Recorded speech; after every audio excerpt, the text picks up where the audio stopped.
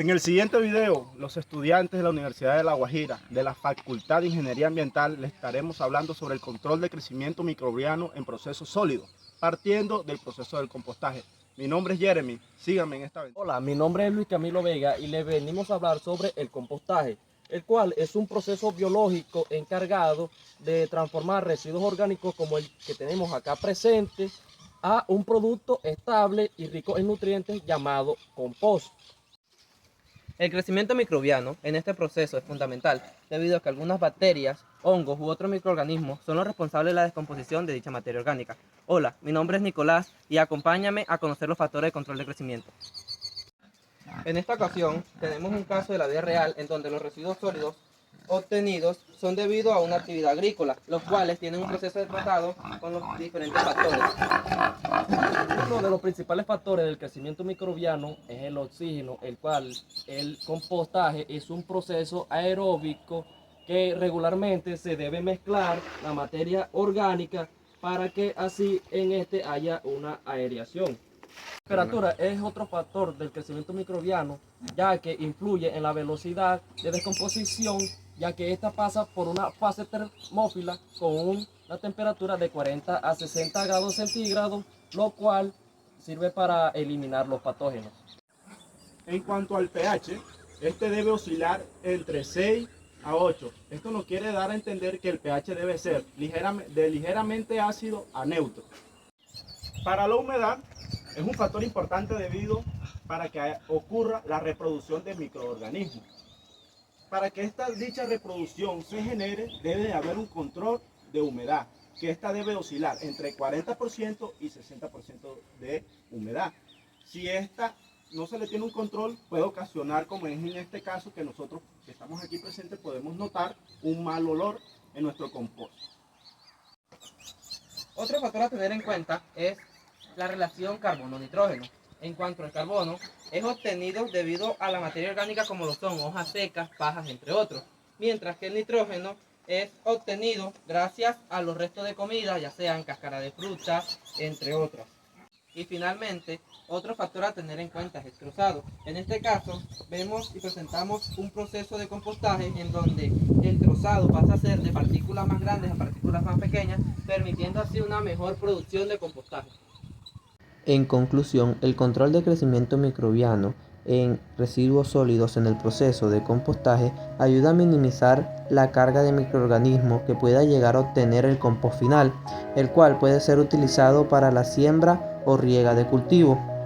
Al haber una disminución de microorganismos en él, puede tener mayor eficacia al momento de ser utilizado para las actividades agrónomas. El segundo proceso de control de crecimiento microbiano es la incineración, la que se da por la combustión entre materia orgánica e inorgánica con el fin de disminuir el volumen de los residuos sólidos. El control de crecimiento microbiano en este proceso se da gracias a las altas temperaturas, las cuales oscilan entre los 800 y 1000 grados centígrados, lo que nos permite la inexistencia de microorganismos como las bacterias, hongos y los virus. A diferencia del proceso anterior, el principal factor de control de crecimiento microbiano es la temperatura. Otro de los factores de control de crecimiento microbiano, comparándolo con el proceso del compostaje, es la humedad.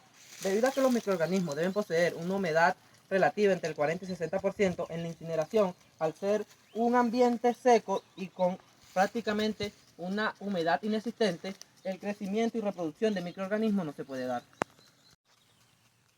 Este proceso de control de crecimiento microbiano se da en residuos sólidos como son los hospitalarios con el fin de minimizar la propagación de enfermedades, al igual que en la parte de agricultura y ganadería con el fin de eliminar agentes como pesticidas u otros contaminantes.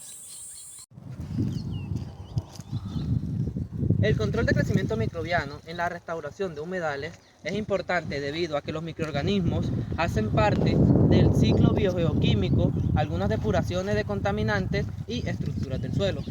Dicho control está dado por diferentes factores como Lo son oxígeno, temperatura, pH y concentraciones de nitrito y nitrato.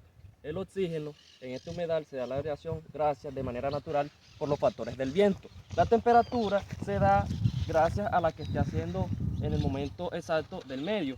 Y el pH debe estar de acuerdo de 6 a 8, ya que este debe ser un pH neutro a las acciones del medio, que van de acuerdo a la composición de nitritos y nitratos. Los factores anteriormente mencionados contribuyen a la inhibición de procesos como la eutrofización, cuyo proceso es la sobrecarga de nutrientes como lo es el nitrógeno y el fósforo, cuyo proceso genera un crecimiento excesivo de bacterias y algas, generando así un alteramiento del equilibrio de nuestro ecosistema. En la contaminación por patógenos tenemos la presencia de microorganismos patogénicos, como lo son las bacterias, virus y parásitos. Este puede provocar un riesgo para la salud humana y fauna silvestre del ecosistema. Es más peligroso cuando los microorganismos agarran inmunidad ante el antibiótico, nos evita el control y ellos aumentan su reproducción y crecimiento. A diferencia de los otros procesos de control de crecimiento, en la restauración de humedales, uno de los factores principales son las concentraciones de nutrientes, ya sea nitrito, nitrato, la concentración de nitrógeno y fósforo, debido a que el crecimiento de las bacterias y microorganismos y al hacerse inmune a sus antibióticos evita las restauraciones de los humedales y así minimiza su control. Como manera final tenemos el enfoque One Health, que es la relación intercomunical entre la salud humana, ambiental y animal. Entre el control de crecimiento de residuos sólidos en los tres procesos que vimos, partiendo del compostaje, se daba hacia la salud ambiental, en donde el control de crecimiento microbiano en el compost evita así una contaminación de patógenos al momento de ser utilizado para la siembra de cultivos u otras especies de plantas. En cuanto a la incineración, contribuye a la salud humana, debido a que la incineración y la quema de todos esos agentes que pueden producir enfermedades, ya sean bacterias o virus, e incluso parásitos, evitan así una proliferación de enfermedades hacia la salud humana. Y por último, en el caso de los humedales, se da tanto en enfoque ambiental como en enfoque animal. En el enfoque ambiental para la restauración de ecosistemas y en el enfoque animal para poder así aumentar una especie de fauna y flora.